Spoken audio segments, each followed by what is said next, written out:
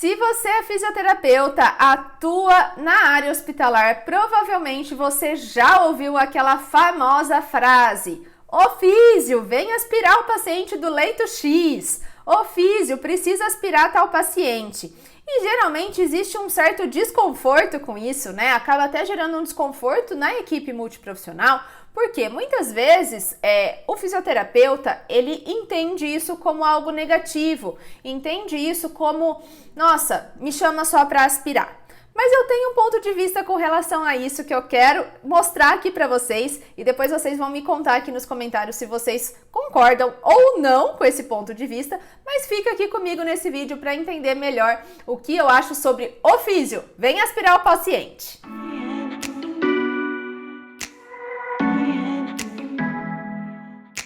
Letícia Campos, sou fisioterapeuta, especialista em terapia intensiva, neonatal e pediátrica. E se existe uma frase que é muito escutada no ambiente de UTI, é essa, né? O físio precisa aspirar tal paciente. Isso geralmente gera um certo ranço por parte dos fisioterapeutas, né? Com o restante da equipe, porque, poxa, me chama só para aspirar, eu não sou um aspirador, né? Existem muitas questões relacionadas a isso. Mas o meu ponto de vista, né? A aspiração muitas vezes é realizada como uma finalização do nosso atendimento, como uma forma de eu remover aquela secreção que eu mobilizei no paciente que tinha aumento de secreção, acúmulo de secreção, e isso provavelmente estava impactando aumento de trabalho respiratório, desconforto respiratório, entre outras questões, tá?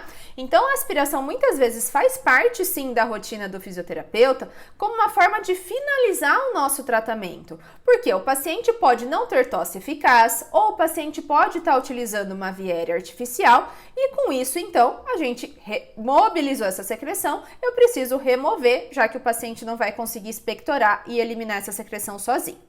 Então, faz sim parte do atendimento da fisioterapia em muitos casos. É um procedimento exclusivo da fisioterapia? Não, não é exclusivo da fisioterapia. Mas, quando a gente é chamado para aspirar um paciente, eu convido você a pensar um pouquinho a respeito disso. O que o outro profissional muitas vezes está querendo dizer é que esse paciente está secretivo.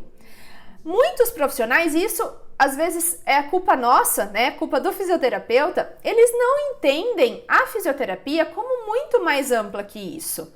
A gente tá ali fazendo muitas vezes um manuseio, uma técnica, mas o outro profissional de outra área, seja enfermagem ou equipe médica ou o que for, não tá observando exatamente o que a gente está fazendo, não sabe qual técnica é aquela e tá tudo bem.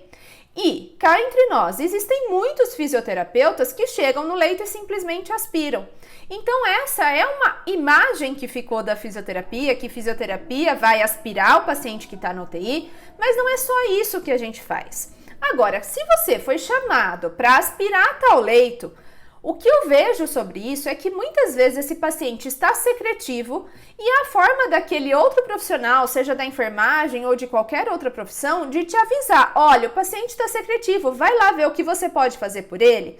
É que na visão dele é aspiração, mas aí vai da gente também educar e falar, educar a equipe como um todo, né, de mostrar o nosso papel e falar: olha, eu vou lá para atender o paciente, eu vou lá para fazer minhas técnicas de remoção de secreção e, se for necessário, eu vou aspirar ao final. Então, acho que isso se tornou uma certa cultura no nosso meio e a gente acaba criando confusão muitas vezes, a gente acaba criando desconforto entre a equipe de forma desnecessária. Se você foi chamado para aspirar, conversa com esse profissional, fala: olha, eu vou lá avaliar se esse paciente precisa de fato ser aspirado ou não.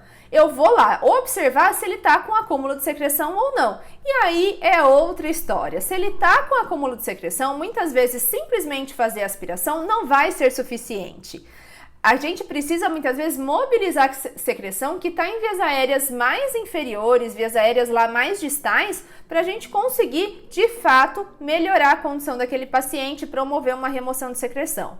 Muitas vezes não vai ser só aspirar. Então, o que eu gostaria de chamar a atenção aqui com esse vídeo, né, é que assim, antes de causar um desconforto, antes de pegar ranço, de ficar com raiva, que estão te chamando para aspirar, vai avaliar seu paciente e tenta mudar um pouquinho essa cultura de falar, não, eu não vou aspirar simplesmente, eu vou atender aquele paciente, eu vou fazer técnicas de remoção de secreção, ou eu vou mobilizar aquele paciente que muitas vezes vai trazer efeitos muito positivos para a respiração e se precisou ou não aspirar é outra história, tudo bem? Mas antes então da gente ficar com raiva, criar desconforto entre a equipe, vamos parar para pensar e vamos ver o que o nosso paciente precisa. E eu te garanto que na grande maioria das vezes não é simplesmente aspirar. Se você está simplesmente aspirando, alguma coisa está errada. Ausculta seu paciente, mesmo depois da primeira aspiração, ausculta, veja se não tem mais secreção, se você não precisa fazer outras técnicas para mobilizar a secreção mais distal,